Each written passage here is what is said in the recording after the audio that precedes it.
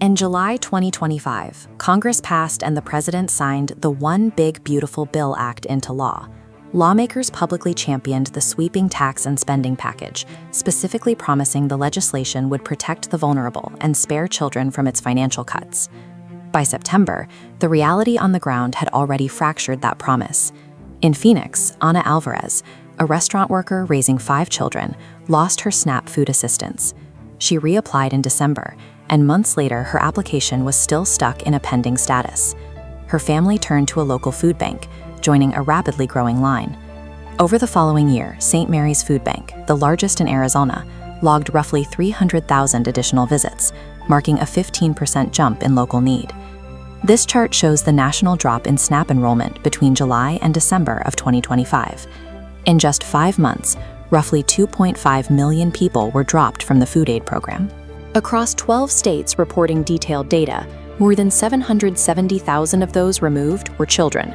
Publicly, the official overseeing the Federal Food Assistance Program, Agriculture Secretary Brooke Rollins, disputed the specific numbers regarding children and characterized the overall drop in enrollment as good news. The consequences extended far beyond grocery lines. In Curtis, Nebraska, a town of about 900 people, the community hospital clinic shut its doors. The hospital CEO cited the law's separate trillion-dollar cut to Medicaid as the financial pressure, making continued operations impossible.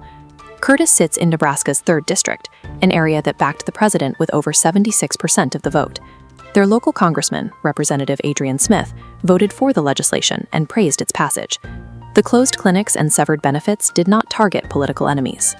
These were structural reductions that functioned exactly as written, extracting basic safety net resources directly from the constituents of the lawmakers who championed them.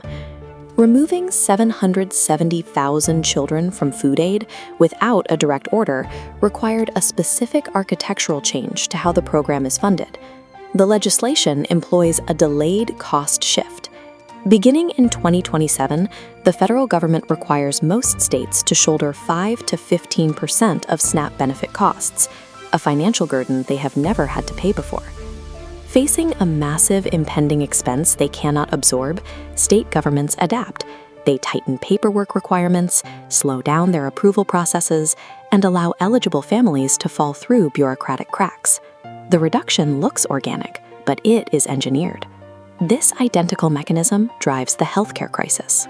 The trillion-dollar extraction from Medicaid uses similar structural pressures to force state governments and rural hospitals to quietly trim their rolls and close their doors.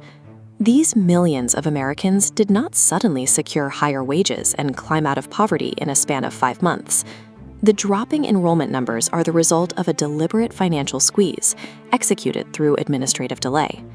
While families waited for pending food applications in the fall of 2025, a completely separate financial process was unfolding inside the Treasury Department. This diagram illustrates the corporate alternative minimum tax. Created in 2022, it established a strict 15% floor on the profits that giant corporations report to their shareholders, ensuring they could no longer zero out their tax bills entirely. In June 2025, Treasury Notice 2025-27 altered that rule. By raising the safe harbor from $500 million to $800 million, the government allowed a much larger tier of wealthy corporations to safely slip under the 15% floor. This adjustment bypassed a public vote in Congress. It was enacted through quiet regulatory guidance issued by the department under Treasury Secretary Scott Bessent. Independent analyses found that this regulatory shift handed hundreds of billions of dollars in fresh, unlegislated tax breaks directly to big business and wealthy investors, stacking onto the trillions already embedded in the summer tax law. The calendar shows the government built new corporate loopholes at the same moment families lost their grocery budgets. The two actions represent a single, synchronized transfer. If the current policy holds, the financial pressure will intensify. The full weight of the state cost-sharing rules does not strike state budgets until 2027. Because SNAP determines eligibility for free school meals, shrinking the program breaks the pipeline to the cafeteria. An estimated 18 million American children now risk losing their daily lunches, shifting an impossible cost onto states that are already bleeding from Medicaid cuts. The data is not going unchallenged. Nonpartisan groups built public trackers to independently verify the child enrollment drops when officials denied them. And the nation's largest educators union is mobilizing to protect students from the coming shortfall. In Washington, lawmakers, including Senator Angus King, formally warned the Treasury Secretary in writing that the administration's new guidance was creating illicit loopholes for the wealthiest corporations. The risk lies in time. While working parents fight month to month to get their grocery applications approved, these massive corporate tax breaks are quietly hardening into the permanent economic baseline. Hardship was chosen, line by line.